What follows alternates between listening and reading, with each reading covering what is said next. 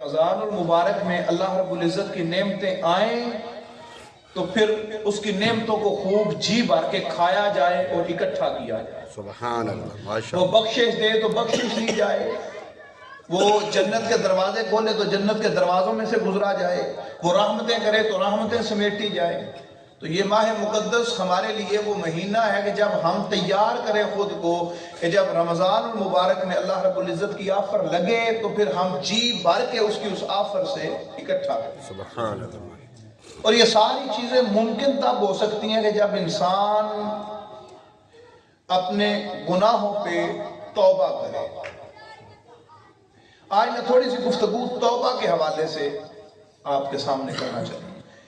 28واں پارہ اللہ رب العزت نے ارشاد فرمایا یا ایھا الذین آمنوا توبوا الی اللہ توبۃ نصوحا، اللہ اے ایمان والو پکی سچی توبہ کرو، یا اللہ میری توبہ، بالکل پکی سچی۔ یا اللہ میری توبہ۔ یہاں پہ میں نے سورہ آل عمران کی آیت نمبر 135 کا کچھ حصہ تلاوت کیا۔ اللہ رب العزت اپنے کچھ بندوں کی نشانی بیان کر رہا ہے، وہ بندے جنہیں خالق کائنات کل قیامت والے دن جزا کے طور پہ مغفرت دے گا۔ فرمایا اولئک جزاؤہم مغفرہ، انہیں جزا کے طور پہ اللہ مغفرت دے گا، اور پھر من ربہم وجنۃ تجری من تحتہا الانہار، پھر انہیں وہ جنت عطا کرے گا جس کے نیچے نہریں بہتی ہوئی ہیں۔ اور یہ ساری چیزیں عطا کنہیں کرے گا؟ ان کی اللہ نے یہاں پہ نشانیاں بیان کی ہیں۔ ایک نشانی خالق کائنات نے یہ بیان کی، فرمایا والذین اذا فعلوا فاحشۃ او ظلموا انفسہم، یہ لوگ جب کوئی برائی کر بیٹھتے ہیں، کوئی گناہ کر بیٹھتے ہیں، اپنی جانوں پہ ظلم کر بیٹھتے ہیں تو اکڑ نہیں جاتے اللہ کے سامنے۔ جب انہیں پتہ چل جاتا ہے کہ ہم سے گناہ ہو گیا، ہم غلطی کر بیٹھے ہیں، نماز چھوڑ بیٹھے ہیں، برا بول بیٹھے ہیں، جب برائی کا احساس ہو جاتا ہے تو اکڑ نہیں جاتے۔ اللہ فرماتا ہے کرتے کیا ہیں؟ ذکر اللہ، اللہ کا ذکر کرنا شروع کر دیتے ہیں، فاستغفروا لذنوبہم، اور اس سے اپنے گناہوں کی توبہ کرنا شروع کر دیتے ہیں۔ جب گناہ ہوا، جس جگہ پہ گناہ ہوا، اللہ فرماتا ہے پھر آ جاتے ہیں، اللہ کا ذکر کرتے ہیں اور اللہ رب العزت سے اپنے گناہوں کی توبہ کرنا شروع کر دیتے ہیں۔ کیوں؟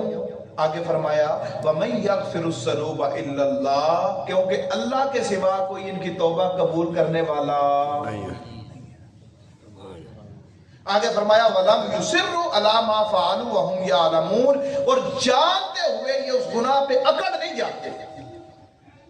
آج ہم کوئی گناہ کرتے ہیں اس پہ اکڑ جاتے ہیں، برائی کی ہے اکڑ جاتے ہیں۔ آپ ہمارے معاشرے میں دیکھ لیں، جو دودھ ملانے والا ہے وہ صبح شام پانی ملاتا ہے دودھ میں اور اکڑ جاتا ہے، اسے آپ سمجھائیں بھی وہ آگے سے تسلیاں دیتا ہے، اسے پرواہ نہیں ہے۔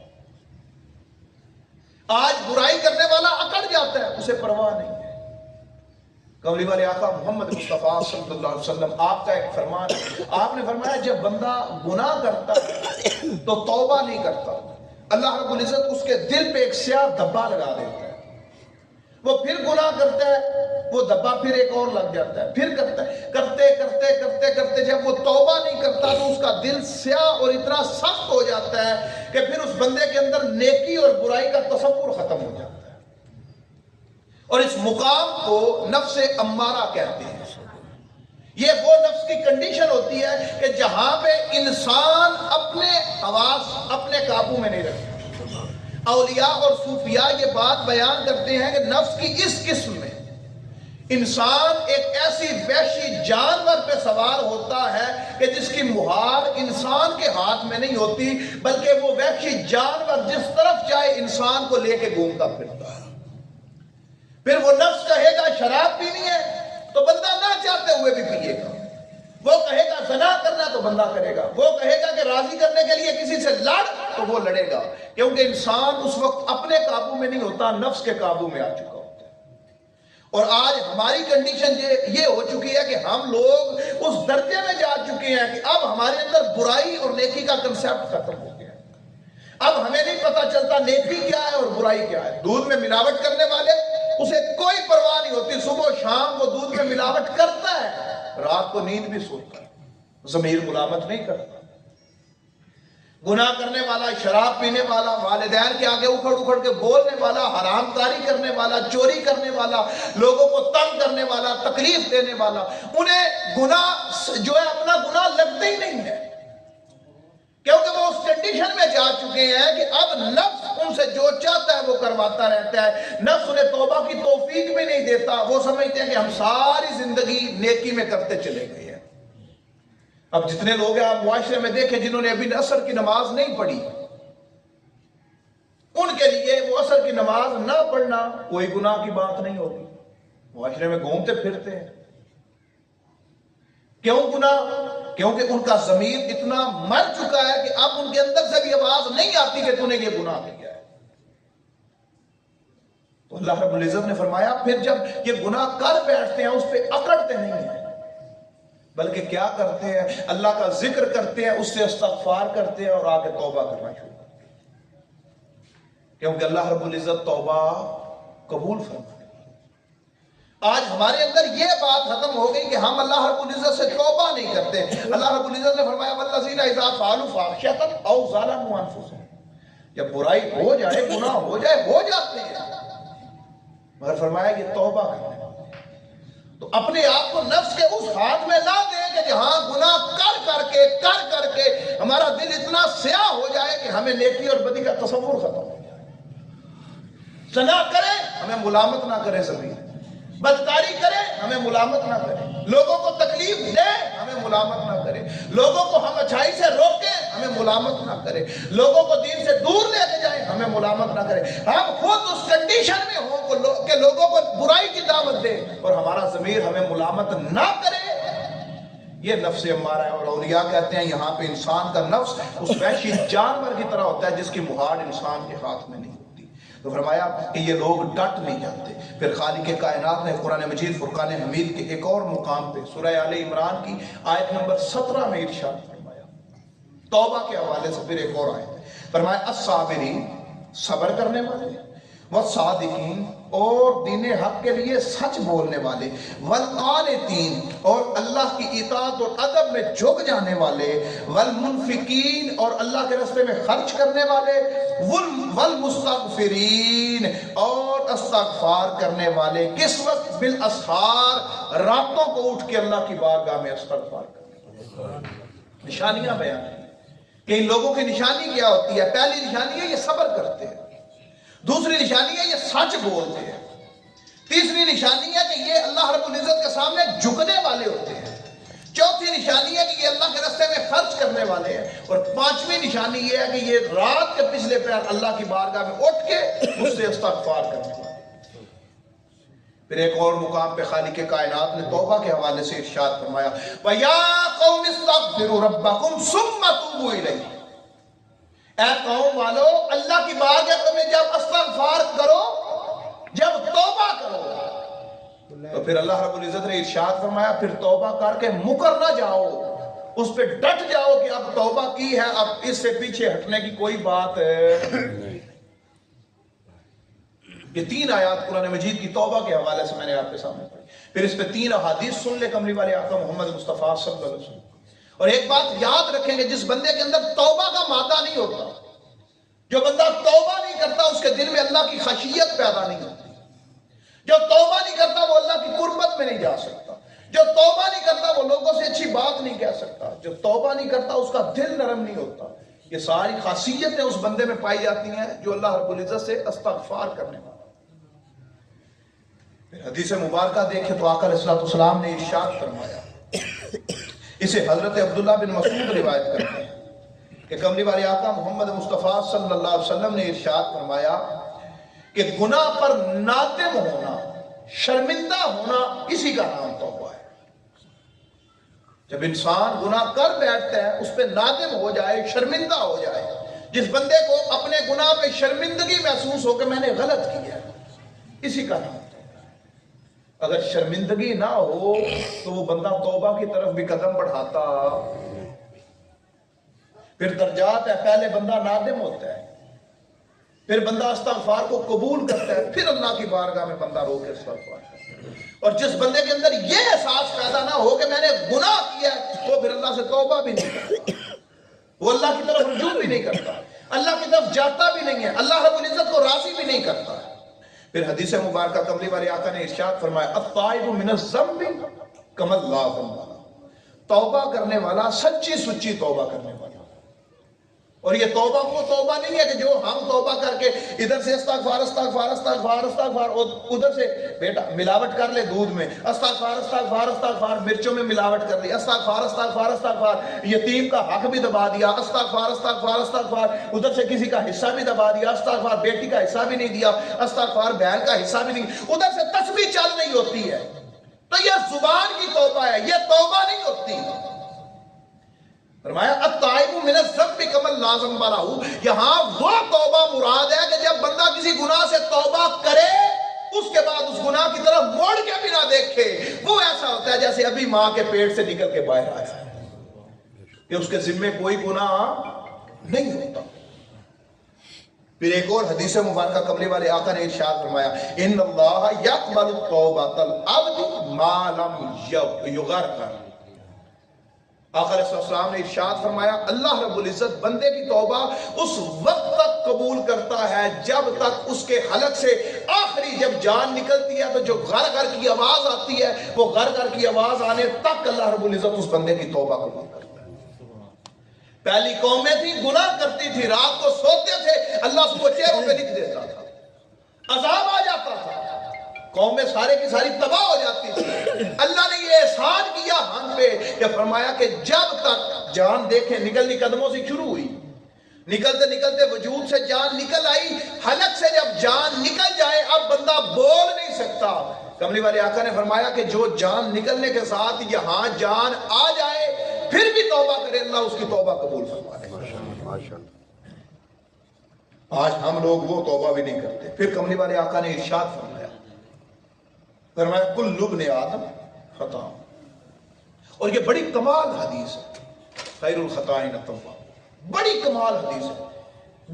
ہر وہ بندہ جو کہتا ہے کہ نہیں علامہ صاحب گناہ ہو جاتے ہیں، توبہ کرتے ہیں ٹوٹ جاتی ہے، جو بھی ہوتا ہے ان کے لیے یہ آئیڈیل حدیث ہے۔ کملی والے آقا نے ارشاد فرمایا کہ بنی آدم میں جتنے ہیں حضرت آدم علیہ السلام کی اولاد میں وہ سارے خطا کار ہیں، اور ان میں سے خطا کار بہترین وہ ہے جو خطا ہونے کے بعد اللہ سے توبہ کرنا شروع کر دیتا ہے۔ اور پھر ایک اور حدیث مبارکہ کا مفہوم ہے، کملی والے آقا نے ارشاد فرمایا صلی اللہ علیہ وسلم، آپ نے فرمایا کہ جو بندہ، اب یہ یہاں پہ فرما دیا کہ ہر خطا کار ہے، اب وہاں پہ سوال کیا صحابہ کرام نے یا رسول اللہ اگر ہم لوگ کوئی گناہ ہی نہ کریں، ہم نیکیوں میں زندگی بسر کرنا شروع کر دیں، کوئی گناہ نہ کرے تو پھر؟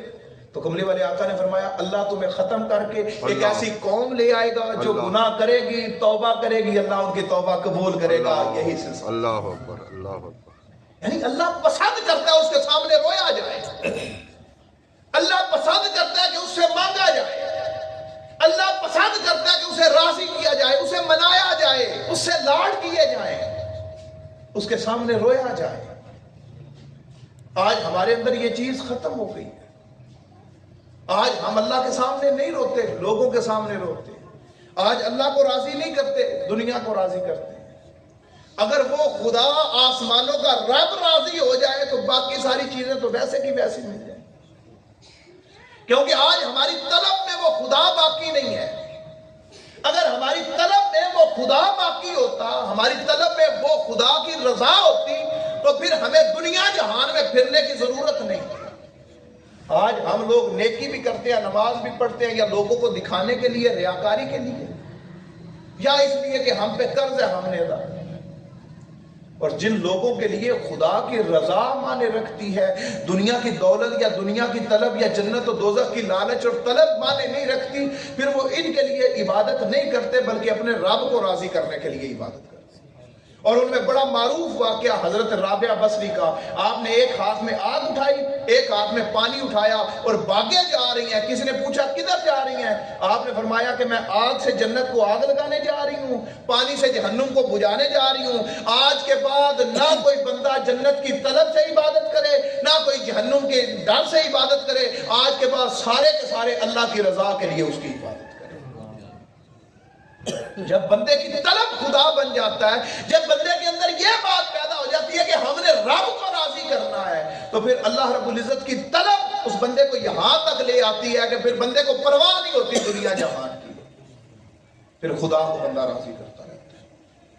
تو کملی والے آقا نے یہ ارشاد فرمایا کہ پھر حضرت انس بن مالک سے، اور بڑی کمال حدیث مبارکہ ہے، حضرت انس بن مالک رضی اللہ تعالی آپ کی روایت ہے، کملی والے آقا نے ارشاد فرمایا کہ جس طرح لوہے کو زنگ لگتا ہے اسی طرح انسان کے دل کو بھی زنگ لگتا ہے۔ جیسا کہ میں نے ابتدا میں بتایا کہ ہم گناہ کرتے کرتے کرتے کرتے اتنے گر جاتے ہیں کہ ہمیں گناہ اور اچھائی کا تصور ختم ہو جاتا ہے۔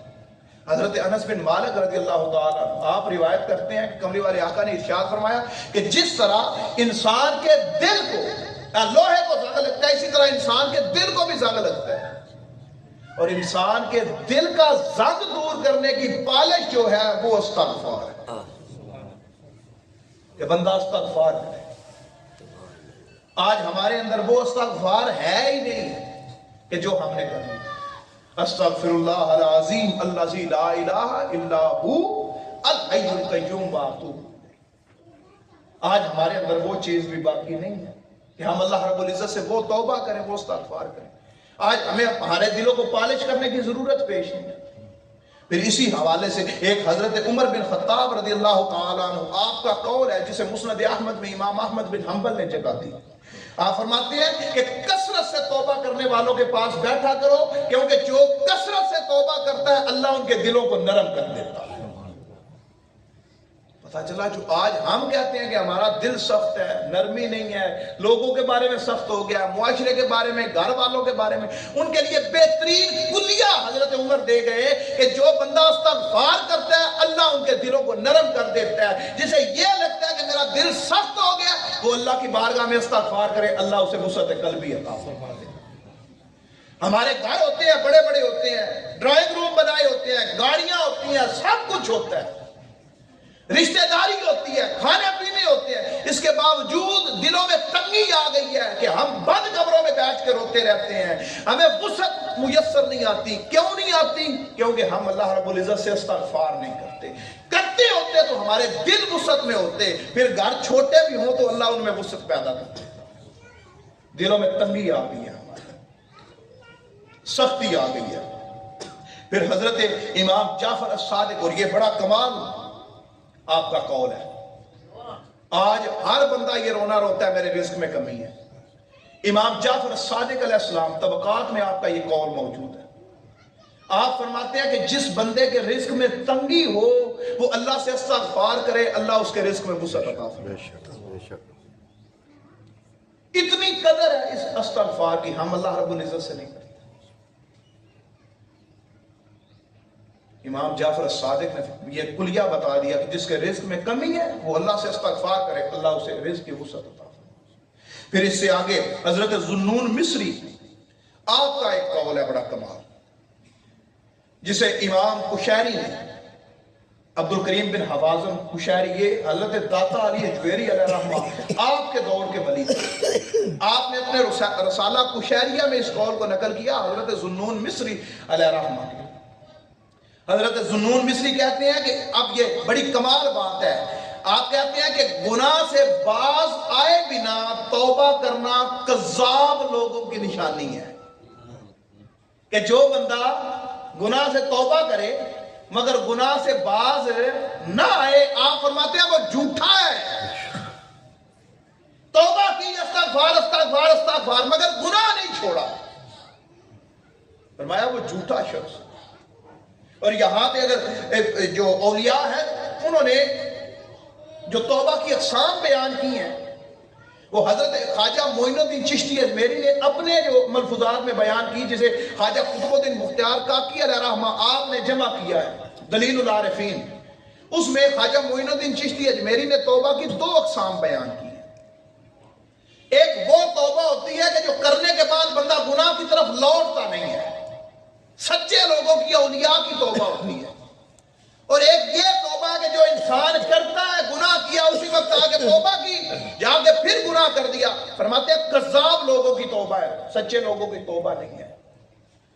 تو حضرت ذنون مصری علیہ رحمہ آپ نے بھی یہی رسالہ کشاریہ میں آپ کا قول نقل ہے کہ گناہ کے بعد توبہ اور پھر گناہ یہ کذاب لوگوں کی نشانی ہے.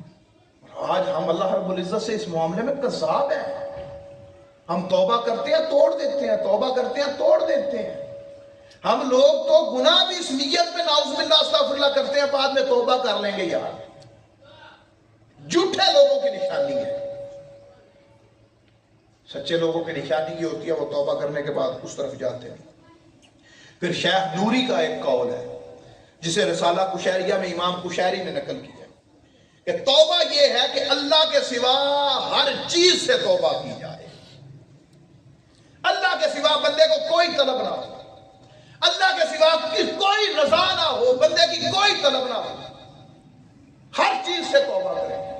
انسان ہر چیز سے برات کا اعلان کر دے، اللہ پہ توکل رکھ لے. مجھے جو رزق دینا ہے خدا نے دینا ہے، جو سانس دینے ہیں خدا نے دینے ہیں، جو ایک ایک جان کا لمحہ دینا ہے وہ خدا نے دینا ہے. میری عزت کوئی بندہ کر نہیں سکتا جب تک اللہ نہیں کروائے گا. مجھے ذلیل کر نہیں سکتا جب تک اللہ نہیں کروائے گا. مجھے کوئی چیز ملے گی نہیں جب تک اللہ نہیں دے گا. جب بندہ ہر چیز سے بے نیاز ہو جاتا ہے خدا کے لیے، اسی کا نام توبہ ہے.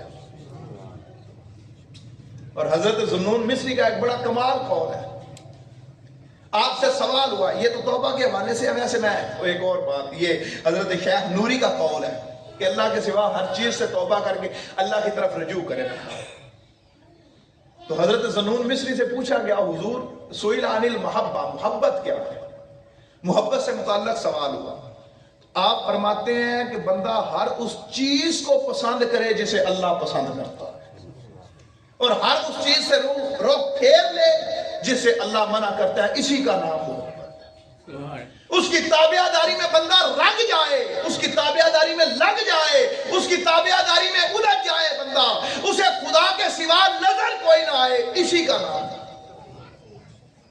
اور جب بندہ اس مقام پہ پہنچتا ہے کہ توبہ یہ ہے کہ اللہ کے سوا ہر چیز سے توبہ کرے، پھر ہوتا کیا ہے کہ کملی والے آقا کی حدیث مبارکہ ہے، جب بندہ اپنے آپ کو خدا کے حوالے کر دیتا ہے، اس کی رضا میں راضی ہو جاتا ہے، تو پھر آقا علیہ السلام نے فرمایا کہ دیکھتا زمین پہ چلتے ہوئے بندہ ہے لیکن طاقت خدا اپنی عطا کر دیتا ہے. پکڑتا بندہ ہے، طاقت خدا اپنی عطا کر دیتا ہے. بولتا بندہ ہے، طاقت اللہ اپنی عطا کر دیتا ہے. سمجھتا بندہ ہے، طاقت اللہ اپنی عطا کر دیتا ہے. پھر انسان اس زمین پہ بیٹھا ہوا لامقام کی بلندیوں میں بھی دیکھ لیتا ہے اور زمین کے نیچے ساتویں تہہ میں بھی دیکھتا ہے. کیونکہ جب انسان اپنے آپ کو خدا کے حوالے کر دیتا ہے پھر اللہ رب العزت اسے عطا کرنا شروع کرتا ہے. آج ہم لوگوں کو چند ٹکوں کی لالچ نے خدا سے اتنا دور کر دیا ہے کہ ہم خدا کی رضا میں راضی ہونے کے لیے تیار نہیں ہیں. ہماری توبہ یہ نہیں ہوتی کہ ہم نے اپنے رب کو راضی کرنا ہے. ہم ہر چیز سے توبہ نہیں کر سکتے خدا کی. پھر ایک اور قول ہے جسے طبقات صوفیاء میں نقل کیا گیا. امام محمد بن زکاک آپ نے فرمایا کہ میں نے ابو علی سے توبہ کے متعلق سوال کیا کہ توبہ کیا ہے. امام زکاک آپ نقل کرتے ہیں، آپ کہتے ہیں کہ میں نے ابو علی سے پوچھا کہ توبہ کیا ہے، تو آپ نے فرمایا 3 چیزیں ہیں توبہ کے درجے میں. اب یہ وہی آیت ہے جو میں نے سورہ آل عمران کی آیت نمبر 135 جو آپ کے سامنے تلاوت کی تھی. والذین اذا فعلوا فاحشۃ او ظلموا انفسهم ذکروا اللہ فاستغفروا لذنوبہم. اسی کی تفسیر کہہ لے کہ یہاں پہ موجود ہے. امام زکاک کہتے ہیں کہ انہوں نے پوچھا کہ توبہ کیا ہے، تو آپ نے فرمایا پہلا درجہ توبہ کا یہ ہے کہ بندہ گناہ کا اعتراف کرے. دوسرا کہ بندہ اس پہ ندامت کا اظہار کرے، شرمندہ ہو. تیسرا یہ ہے کہ گناہ کو ترک کر دے، اس کا نام توبہ ہے. پہلے بندہ اعتراف کرے گناہ ہو گیا، والدین کی نافرمانی کر بیٹھا، غلطی ہو گئی ہے. دوسرا درجہ یہ ہے کہ بندہ اس پہ شرمندگی محسوس کرے، ہاں مجھ سے غلطی ہو گئی، یہ اعتراف کر لیا. اب شرمندگی یہ ہے کہ بندہ جس کے بارے میں گناہ کیا اس سے جا کے معافی مانگے، اپنے آپ کو شرمندہ اور ذلیل کرے. اور تیسرا درجہ یہ ہے کہ بندہ اس گناہ سے توبہ کر لے، رجوع کر لے کہ آج کے بعد میں اس گناہ کے قریب نہیں جاؤں گا. اس کا نام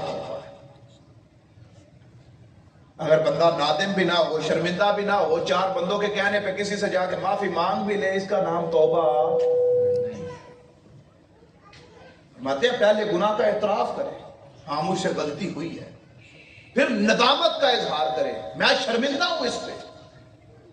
بندہ جب خدا کی طرف چل کے آتا ہے تو پہلے اسے اعتراف ہوتا ہے، ضمیر بتاتا ہے کہ تو نے غلطی کی ہے، اور جب غلطی ہو جاتی ہے، اور یہ وہ نفس کا وہ درجہ ایک ہوتا ہے ملحمہ، نفس لوامہ کہتے ہیں، ویسے ملحمہ بھی کہتے ہیں اس کو۔ یہ درجہ ہوتا ہے کہ جہاں نفس اور انسان کے درمیان لڑائی رہتی ہے، ادھر جانا ہے کہ ادھر جانا ہے، لڑائی جیتتا انسان ہے، لڑائی رہتی ہے ان دونوں میں، اور لڑتے لڑتے اس نتیجے پہ پہنچتے ہیں کہ مانی انسان کی جاتی ہے کہ انسان اعتراف کر کے شرمندہ ہوتا ہے، اپنے آپ کو ذلیل کرتا ہے، اور پھر اس کو ترک کر دیتا ہے۔ امام زکات فرماتے ہیں اس کا نام آج ہمیں ہمارے گناہوں پہ شرمندگی بھی نہیں ہوتی۔ آپ سارے بیٹھے ہیں، اپنے دل میں جھانک کے دیکھیں، شرمندگی بھی نہیں ہوتی، ہمارا دل ملامت ہی نہیں کرتا۔ اعتراف کرنا تو دور کی بات ہے کہ ہمارا ضمیر ہی ہمیں نہیں کہتا کہ ہم نے غلط کیا ہے۔ والدین سے اکھڑ کے بول بیٹھے ہیں، ٹھیک ہے، والدین کو گالیاں دے لی ہیں، ٹھیک ہے، بڑے بھائی کے ساتھ اکھڑ کے بول بیٹھے ہیں، ٹھیک ہے، یتیم کا حصہ دبا لیا ہے، ٹھیک ہے، اوپر سے ہم تسلیاں دے رہے ہوتے ہیں، قرآن و سنت کی ہم دلائل پیش کر رہے ہوتے ہیں اپنے گناہ پہ۔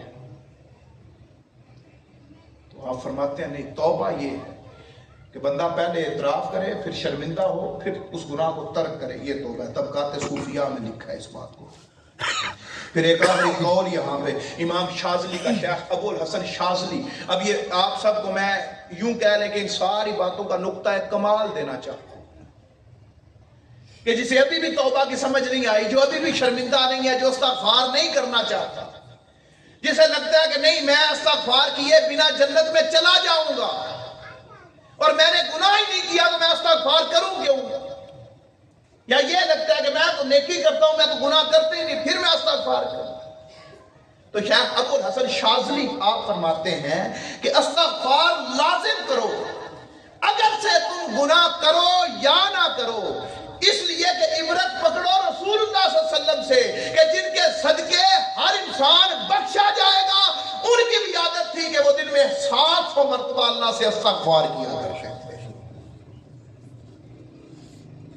آقا علیہ السلام تو پاک ہے، آقا علیہ السلام کے صدقے لوگوں کو معاف کیا جائے گا، جنت عطا کی جائے گی، بخشا جائے گا، اس کے باوجود کملی والے آقا محمد مصطفیٰ صلی اللہ علیہ وسلم 700 مرتبہ اللہ سے استغفار کیا۔ آج ہم اللہ رب العزت سے یوں استغفار نہیں کرتے، آج ہم اللہ رب العزت سے ڈرتے نہیں ہیں۔ توبہ انسان ایسی کرے کہ اللہ کا ڈر انسان کے دل میں پیدا ہو جائے، آپ کا من رونا چاہیے، آپ کا نفس صاف ہونا چاہیے، آپ کا جسم رونا چاہیے، آپ کی باڈی کا ہر اعضا اللہ کی بارگاہ میں رونا چاہیے، یہ ہر اعضا توبہ کرے۔ آپ ایمانداری سے بتائیں، جس بندے کی آنکھ خراب ہو وہ ہاتھ سے دیکھ سکتا ہے، جس بندے کی زبان نہ ٹھیک ہو وہ ٹانگ سے بول سکتا ہے، جس بندے کا کان خراب ہو وہ ناک سے سن سکتا ہے، جس بندے کا ناک خراب ہو وہ آنکھ سے سونگھ سکتا ہے۔ جب ایک اعضا دوسرے اعضا کی تاثیر نہیں دے سکتا، جب ایک اعضا دوسرے اعضا کا عمل نہیں کر سکتا، تو پھر سارے اعضا کی توبہ ایک زبان سے کیسے ہو سکتی ہے؟ گناہ ہاتھ کرے توبہ زبان سے، گناہ پاؤں کرے توبہ زبان سے، گناہ آنکھ کرے توبہ زبان سے، نہیں، یہ توبہ نہیں۔ حضرت بابا فرید الدین گنج شکر علیہ رحمہ آپ توبہ کی 6 اقسام بیان کرتے ہیں، جسے خواجہ نظام الدین اولیاء آپ کے ملفوظات میں نقل کرتے ہیں۔ بابا فرید الدین گنج شکر علیہ رحمہ آپ توبہ کی 6 اقسام بیان کرتے ہیں۔ آپ فرماتے ہیں کہ توبہ یہ نہیں ہے کہ صرف استغفار کرنے سے توبہ ہو، گناہ سارا جسم کرے اور توبہ صرف زبان کرتی رہے۔ آپ نے فرمایا توبہ کی 6 اقسام ہیں۔ ایک قسم یہ ہے کہ انسان کا دل اور زبان اللہ سے توبہ کرے، کہ جب زبان توبہ کر رہی ہو تو اس کی تائید اس کے ساتھ اس کا دل بھی توبہ کرے۔ फिर आप फरमाते हैं कि उसकी आंखें तौबा करें, फिर उसके कान तौबा करें, फिर उसके हाथ तौबा करें, और छठी किस्म है कि उसके पांव अल्लाह रब्बुल इज्जत की बारगाह में तौबा करें। आज हमारे आज़ा अल्लाह रब्बुल इज्जत की बारगाह में तौबा नहीं करते। ये 6 किस्में तौबा की बयान की कि जब जुबान तौबा करे तो दिल तस्दीक भी करे। जैसे ईमान इंसान लाता है अल्लाह रब्बुल इज्जत पर, तो उस वक्त ये शर्त है इकरार बिल लिसान व तस्दीकुम बिल कल्ब। जो जुबान कह रही है दिल उसकी तस्दीक करे। तो जुबान के साथ दिल की तौबा होनी चाहिए, उसके बाद आंखों की तौबा होनी चाहिए। बाबा फरीदुद्दीन गंजे शक्कर यहां पे वाकया बयान करते हैं। आप फरमाते हैं आंख की तौबा ये नहीं कि थोड़ा सा आंसू गिरे, नहीं, आंख की तौबा ये है कि अल्लाह रब्बुल इज्जत की बारगाह में इतने गिरे कि अपने खुदा को राजी करके छोड़े। और यहां पे आप ये वाकया बयान करते हैं हजरत दाऊद अलैहिस्सलाम का कि आप अल्लाह की बारगाह में इतने रोए कि आपके आंसू इतने बहे कि यहां पे आपकी गालों पे उन आंसुओं के बहने की वजह से गहरे गड्ढे पड़ गए थे। आंसुओं की वो कितार जहां जहां से बहती थी वहां पे निशान पड़ गए थे। आप इतना रोए थे। आज हमारी तौबा वो नहीं है। फिर आप फरमाते हैं कि हाथ की तौबा होनी चाहिए। हाथ की तौबा हमारी ये होती है, इधर से आया उसे मारे थप्पड़, उधर चला गया, इधर से चले गए। वैसे तो कमली वाले आका ने इरशाद फरमाया ना मुसलमानों के बारे में, अल मुस्लिम मन सालिम अल मुस्लिमून मिन लिसानिही व यदिही। मुसलमान वो है जिसके हाथ और पांव जुबान से दूसरा मुसलमान महफूज।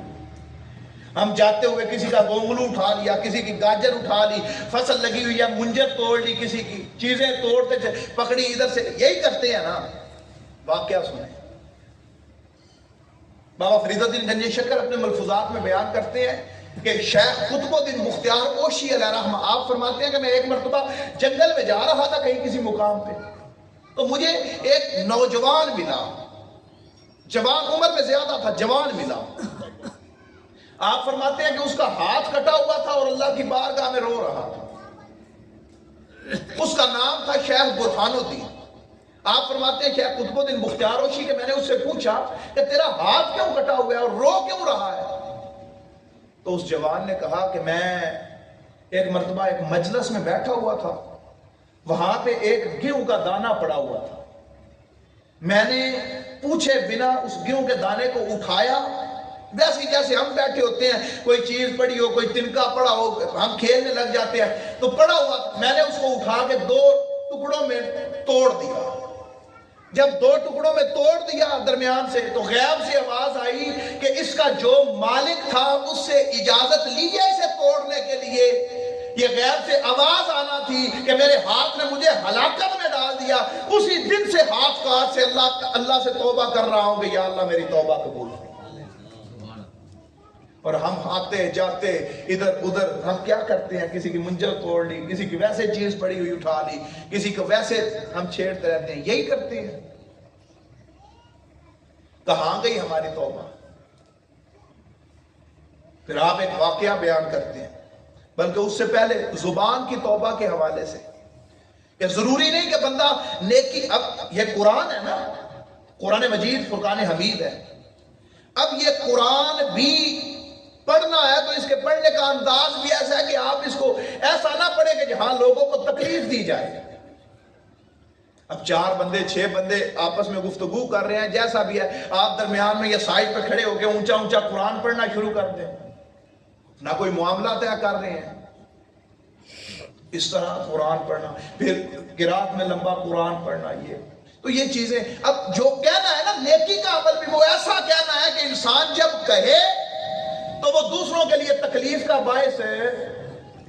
और यहां पे आप जुबान की तौबा के हवाले से एक वाकया बड़ा मारूफ, हजरत मारूफ करखी अलैहिर्रहमा बगदाद के बहुत बड़े वली थे।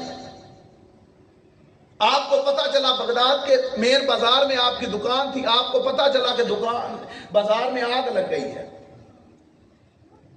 अब लोग भी भागे, आप भी बाजार की तरफ भागे। आगे से कोई बंदा आ रहा था, उसने आके कहा कि या हजरत बाकी लोगों की दुकान जल गई है, आपकी दुकान बच गई है। अब इस पे फिल बदी आपकी जुबान से निकला अल्हम्दुलिल्लाह।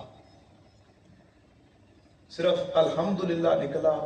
30 سال آپ اللہ سے رو رو کے اس پہ معافی مانگتے رہے کہ یا اللہ دوسروں کی دکانیں جل گئی تھی اور میری زبان سے نکلا الحمدللہ. 30 سال اس پہ اللہ سے توبہ کرتے رہے. آج ہم دوسروں کا نقصان دیکھ کے کیا کیا کہتے ہیں. یہی چیزیں ہیں ہمارے اندر. آج ہماری توبہ بھی وہ توبہ نہیں ہے. لوگ گناہ اولیاء گناہ کر بیٹھتے یا کوئی ہو جاتا پھر وہ توبہ کرنے کے بعد چلے جایا کرتے تھے, چھوڑ دیتے تھے دنیا کو. ان کی طلب پھر خدا کی رضا ہو جاتی تھی. حضرت فضیل بن عیاض آپ نے جب توبہ کی, توبہ کرنے کے بعد آپ نے اپنا گھر بار سارا کچھ چھوڑ دیا. اس وقت آپ کا بچہ تھا چند مہینے کا. آپ نے توبہ کی, چھوڑ چھاڑ کے آپ چلے گئے جنگل میں, اللہ رب العزت کی عبادت میں مشغول ہو گئے. 17-18 سال بعد آپ خانہ کعبہ میں حج کے لیے تشریف لے آئے. جب حج کے لیے تشریف لے آئے تو اسی سال آپ کا بیٹا بھی وہاں حج پہ آیا ہوا تھا. دوران طواف آپ کا بیٹا آپ کے سامنے آ گیا. اب آپ تصور کریں کہ 6 ماہ کا بیٹا چھوڑ کے بندہ گیا ہو اور 18 سال کا جوان ہو کے بیٹا سامنے آ جائے یکدم. پہلی نظر پڑی, اللہ رب العزت سے دعا کی یا اللہ یا اسے اٹھا لے یا مجھے اٹھا لے. اللہ اکبر. اسی وقت موت آئی اور بیٹے کو خدا دے. آپ کے ساتھ جو لوگ تھے انہوں نے پوچھا یا حضرت یہ کیسے, یہ کیوں؟ تو آپ نے فرمایا کہ میں نے 18 سال لگا کے اس رب کو راضی کیا ہے, اس کی محبت حاصل کی ہے, اور میں نہیں چاہتا تھا کہ میرا جوان بیٹا سامنے آئے اور ذرا سی بھی اس کی محبت کی طرف پیدا ہو اور اس کی محبت میں خلل آ جائے. مجھے ایسی کسی اور کی محبت نہیں چاہیے تھی. میں نے اللہ سے دعا مانگی مولا یا اسے اٹھا لے یا مجھے اٹھا لے. اللہ نے اسے اٹھا لیا. اور آج ہم لوگ کہاں پہ کھڑے ہیں؟ آج ہماری توبہ کہاں پہ کھڑی ہے؟ آج ہمیں ہمارے گھر والے عزیز ہیں, ہمیں ہمارے آبا و اجداد عزیز ہیں, آج ہمیں ہماری بیویاں عزیز ہیں. اللہ قرآن میں کہتا ہے قل ان آباؤ, اے محبوب انہیں فرما دے کہ تمہارے والدین, تمہاری اولاد, تمہاری بیویاں, تمہارے وہ مال جنہیں تم بڑا خوب کماتے ہو, تمہاری وہ تجارت جس کے جانے کا تمہیں نقصان ہوتا ہے, ڈر ہوتا ہے, تمہارے وہ گھر جنہیں تم سجا کے رکھتے ہو, احبا الی, اگر ان کی محبت بڑھ جائے اس سے اللہ اور اس کے رسول اور اس کے دین کے لیے نکلنے سے, تو اللہ فرماتا ہے پھر اللہ کے عذاب کا انتظار کرو کہ کب آ کے تمہیں ملتا ہے. اور آگے آخر اس آیت کا یہ فرمایا واللہ لا یہدی القوم الفاسقین, اللہ فاسق قوم کو ہدایت. آج ہمیں ہر چیز کی محبت عزیز ہے مگر ہم اللہ رب العزت سے توبہ کرنے کے لیے تیار نہیں ہیں. آج ہمارے دلوں کے اندر خشیت نہیں ہے, ڈر نہیں ہے. ہم اللہ سے توبہ کیوں کریں, اللہ سے معافی کیوں مانگیں؟ آج ہم پہ وہ وقت نہیں آتا کہ ہم اللہ رب العزت کی بارگاہ میں جائیں. کتنے لوگ آپ میں سے بیٹھے ہیں جو ایک لمحہ بھی ایسا دیتے ہوں کہ دنیا و معافی کو بھول کے خدا کی رضا کے لیے چلے گئے. حضرت امی عائشہ صدیقہ رضی اللہ تعالیٰ عنہ آپ ایک واقعہ بیان کرتی ہیں. آپ فرماتی ہیں کہ ایک مرتبہ میں آقا علیہ السلام کے حجرے میں داخل ہوئی تو آقا علیہ السلام نے مجھے دیکھ کے پوچھا من انت, تو کون ہے؟ اب بیوی نہیں تھی آپ کی. تو آپ نے فرمایا یا رسول اللہ انا عائشہ. آپ نے پوچھا من عائشہ, کون عائشہ؟ آپ نے فرمایا بنت ابی قحافہ, بنت ابی بکر, ابو بکر کی بیٹی. آپ نے پوچھا من ابو بکر, ابو بکر کون ہے؟ آپ کہتی ہیں میں نے کہا یا رسول اللہ ابن ابی قحافہ, ابی قحافہ کا بیٹا. آپ نے پوچھا من ابی قحافہ, ابی قحافہ کون ہے؟ تو آپ فرماتی ہیں مجھ پہ ڈر خشیت طاری ہوئی, میں وہاں سے نکل گئی. جب آقا علیہ السلام حجرے سے باہر آئے تو میں نے عرض کیا یا رسول اللہ یہ ماجرا پیش آیا ہے. تو آقا علیہ السلام نے فرمایا اے عائشہ جب میں خدا کی بارگاہ میں ہوتا ہوں تو مجھ پہ وہ لمحات ہوتے ہیں جب میں دنیا و ما فیہا کو بھول جایا کرتا ہوں, پھر اسی کی رضا میں ہوتا ہوں, پھر اسی کے پاس ہوتا ہوں. آج ہمارے اندر وہ خشیت نہیں, آج وہ طلب نہیں ہے, آج ہم اللہ کو راضی کرنا نہیں چاہتے, اللہ کا ڈر ہی نہیں ہے ہمارے دلوں میں. آقا علیہ السلام ایک واقعہ صحابی رسول تھے, قرآن مجید کی کچھ آیات آ گئی، انہوں نے سنی تو ان کے دل میں اللہ کا ڈر پیدا ہو گیا، ہر وقت روتے رہتے، اتنا ڈر پیدا ہو گیا کہ لوگوں سے ملنا جلنا چھوڑ دیا، بات کرنا چھوڑ دیا، صرف روتے رہتے۔ حدیث ہے، کافی دن گزر گئے، مسجد نبوی میں نہیں آئے۔ آقا علیہ السلام نے صحابہ سے پوچھا، یا رسول اللہ انہوں نے اپنے آپ کو گھر میں بند کر لیا۔ آقا علیہ السلام گئے ان کے گھر تو آگے دیکھا کہ وہ گرے پڑے ہوئے تھے۔ تھوڑی دیر کے بعد کملی والے آقا نے فرمایا صحابہ کرام سے کہ ایسا کرو، ان کو اٹھاؤ اور جا کے ان کو غسل دو، کفن کا انتظام کرو، یہ فوت ہو گئے۔ اور فوت ہونے کی وجہ کملی والے آقا نے ارشاد فرمائی کہ ان کے دل میں اللہ کا اتنا ڈر اور خشیت پیدا ہو گئی تھی، اتنا روئے ہیں کہ اندر سے ان کا کلیجہ پھٹ گیا تھا، جس کی وجہ سے ڈیتھ ہوئی ہے، اتنا روتے تھے۔ آج ہماری آنکھ میں ایک آنسو اللہ کی یاد میں نہیں بہتا، اللہ کے ڈر میں نہیں بہتا۔ حدیث مبارکہ کملی والے آقا نے ارشاد فرمایا کہ اللہ کو دو آنکھیں بہت پسند ہیں، ایک وہ جو اللہ کی یاد میں رونے والی ہو، اور ایک وہ جو رات کے وقت پہرا دینے۔ پھر فرمایا کہ اللہ کو دو قطرے بہت پسند ہیں، ایک وہ آنسوؤں کے جو اس کے ڈر سے نکلتے ہیں، اور ایک وہ خون کا قطرہ جو اس کے لیے لڑتے ہوئے انسان کے جسم سے نکل کے زمین پہ گرتا ہے، پہلا قطرہ۔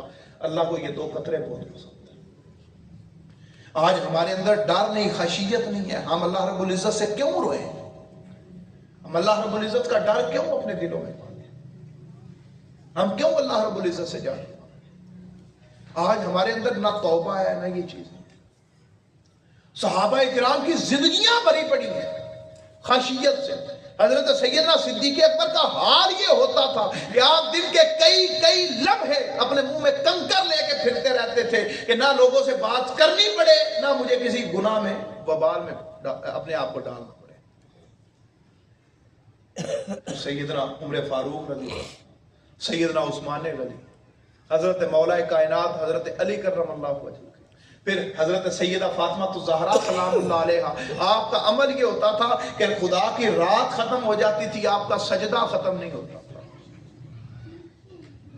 پھر امام زین العابدین، آپ کو واقعہ کربلا کے بعد کبھی کسی نے مسکراتے ہوئے نہیں دیکھا۔ آج ہمارے دانت نہیں رکتے، ہم کھیلتے کودتے ناچتے سارا کچھ کرتے ہیں، ہمیں ان باتوں کی پرواہ نہیں ہوتی کہ ہم لوگوں نے خدا کے سامنے حاضر بھی ہونا ہے، ہمیں فکر نہیں ہوتی۔ پھر خواجہ معین الدین چشتی اجمیری علیہ رحمہ، آپ کے پیر و مرشد خواجہ قطب الدین بختیار خاکی علیہ رحمہ، آپ کے بارے میں نقل کرتے ہیں کہ آپ نے 30 سال تک آسمان کی طرف سر اٹھا کے نہیں دیکھا۔ پوچھا گیا حضور کیوں؟ آپ نے فرمایا مجھے شرم آتی ہے کہ اس رب کی طرف چہرہ کروں، ساری زندگی اس کی نافرمانیوں میں گزار۔ یہ وہ لوگ تھے جنہوں نے اپنی زندگیاں اللہ کے لیے وقف کر رکھی تھی، اپنے گھر بار سب کچھ چھوڑ دیا تھا خدا کی رضا کے لیے۔ ان کی حالت یہ تھی کہ آپ نے 30 سال تک آسمان کی طرف چہرہ نہیں کیا کہ شرم آتی ہے، حیا آتی ہے اس رب سے کہ جس نے پیدا کیا اور ہم اس کی فرما برداری نہیں کر سکتے۔ پھر خواجہ معین الدین چشتی اجمیری علیہ رحمہ، آپ ایک مرتبہ ایک گروہ کے پاس سے گزرے، چند نوجوان کھڑے کھیل کود رہے تھے، مسکرا رہے تھے۔ آپ نے ان سے بڑا پیارا سوال کیا، آپ نے فرمایا کیا تم لوگ نامہ اعمال کے حساب سے گزر چکے ہو؟ نہیں۔ کیا پل صراط سے گزر چکے ہو؟ نہیں۔ برزخ کی زندگی تمہاری ختم ہو گئی ہے؟ کہا نہیں۔ کیا تمہیں جنت مل گئی ہے؟ انہوں نے کہا نہیں۔ تو آپ نے فرمایا پھر کون سی چیز ہے جو تمہیں ہنسنے اور کھیلنے کودنے میں لگا رکھے ہوئے ہے کہ جب تمہیں خبر ہے کہ موت کی سختیاں آئیں گی، نامہ اعمال تھمایا جائے گا، حساب کتاب ہوگا، پل صراط سے گزرنا ہے، جہنم کا عذاب ہے، اس کے باوجود تم ہنس رہے ہو اور کھیل کود رہے ہو، اپنی زندگیاں کہاں پہ لگا رہے ہو؟ تو آج ہمارا حال یہ ہے کہ ہم یہ ساری چیزیں जानते हुए कि खुदा के सिवा कोई तौबा कबूल करने वाला नहीं, खुदा के सिवा कोई मुआफ करने वाला नहीं, खुदा के सिवा कोई अता करने वाला नहीं, खुदा के सिवा कोई और है नहीं जो हमें बख्शेगा। इसके बावजूद हम अल्लाह का हया नहीं करते, उसकी बारगाह में नहीं लौटते कि उसे राजी कर ले, तौबा कर ले, उसके दीन के लिए निकले, उसकी रजा के लिए निकले। आज हमने वो रास्ता, वो तरीका छोड़ दी है जो हमें खुदा के कुर्ब में ले जाए। इतने दूर हो गए। मुझे वो शेर बड़ा याद आता है, वैसे तो वो आका अलैहिस्सलाम की याद में हफीज ताइब ने कहा, तो हाल हमारा ये है कि हम अल्लाह को भी इसी तरह बोल बैठे कि या नबी अब तो आशोबे हालात ने तेरी यादों के चेहरे भी धुंधला दिए। आज हम नबी करीम सल्लल्लाहु अलैहि वसल्लम, आपकी जात तो आपकी, हम खुदा के बारे में भूल बैठे हैं। हमें ये यकीन नहीं कि वो देने वाला है, हमें ये यकीन नहीं कि वो इज्जत और जिल्लत देने वाला है, हमें ये यकीन नहीं है कि वो राजी होने वाला है, हमें ये यकीन नहीं, हमने सिर्फ एक खुलिया रखा हुआ है, नहीं जी वो बख्श देगा, बख्श देगा। अकड़ के खड़े हैं उसके सामने, शैतान बने खड़े हुए हैं। आज हमारे अंदर तौबा का मादा नहीं, हम अपने गुनाहों पे नादिम नहीं है, एतराफ नहीं करते, इस्तिग़फ़ार नहीं करते, अल्लाह से डरते नहीं हैं। हालांकि खाशियत ये होनी चाहिए थी कि हम अल्लाह रब्बुल इज़्ज़त से हर वक्त डरते रहते, इस्तिग़फ़ार करते रहते, हमारी ज़ुबानें तर रहती हैं इस्तिग़फ़ार से। आज हम में कितने लोग हैं, देखें दिन में कितनी मरतबा इस्तिग़फ़ार करते हैं, कैसे हमारे दिल नरम, कैसे रिज़्क़ में वुसअत हो, कैसे तंगी खत्म हो। ये सारी चीजें तब ही मुमकिन है जब हम अल्लाह रब्बुल इज़्ज़त से इस्तिग़फ़ार करेंगे, जब हम खुदा की बारगाह में जाएंगे, खुदा के करीब जाएंगे, अल्लाह रब्बुल इज़्ज़त को राजी करेंगे। अल्लाह रब्बुल इज़्ज़त राजी होगा तो हमारे यहाँ। तो ये आज का दर्स इरफानुल कुरान का ये पैगाम है कि लोगों अपने आप को आगे रमज़ानुल मुबारक के लिए तैयार करना है तो फिर पहले पिछले गुनाहों की माफी मांगो, अपने रजिस्टर साफ करवाओ, और फिर अल्लाह की रहमतें जब आए तो फिर उनको लूटना शुरू कर दो, फिर समेटना शुरू कर दो। अभी वक्त है, खुदा टाइम दे रहा है कि तौबा कर लो, नहीं तो होता क्या है कि फिर क्या होगा, पहले वो नेकियां करोगे, फिर वो गुनाह धुलने शुरू होंगे, जब गुनाह धुलने शुरू होंगे तो रमजान खत्म हो चुका होगा। उससे पहले अपने वो रजिस्टर खाली कर लो कि वो नेकियां आपके पास बजट के तौर पे महफूज होना शुरू हो जाए। अपने आप को रमजान से पहले साफ सुथरा कर लो कि जब रमजान में दाखिल हो तो वो जितनी नेकियां आए वो आपको खुदा के कुर्ब में ले जाने के लिए आए। ऐसा ना हो कि वो नेकियां आपको कुर्ब के में ले जाने की बजाय आपके गुनाहों की माफी और तलाफी पे लेके जाना शुरू हो जाए। तो अपने आप को पहले ही साफ करें, अपने आप को इतना ताज़ा दम करें कि जब रमजान आए तो फिर आप खुदा की इबादत की तरफ मजबूरी से नहीं, शौक से जाना शुरू हो जाए। फिर अल्लाह की तलब आपके अंदर पैदा हो जाए, अल्लाह की रजा पैदा हो जाए। इस्तिग़फ़ार का वजीफा किया करें, खुदा को राजी किया करें, गुनाह को गुनाह जाना करें, अल्लाह रब्बुल इज़्ज़त के अहकामात को देखा करें, उसको खुदा जाने। वो बड़ा मेहरबान है, मगर उसके साथ वो निज़ाम अदल का मालिक भी है, वो गालिब भी है, हिकमत वाला। अल्लाह रब्बुल इज़्ज़त ने ये सारे पैगाम कुरान में दिए। खालिक कायनात से दुआ है कि अल्लाह ताला आपका मेरा आना अपनी बारगाह में कबूल फरमाए। अब चूँकि आगे रमज़ान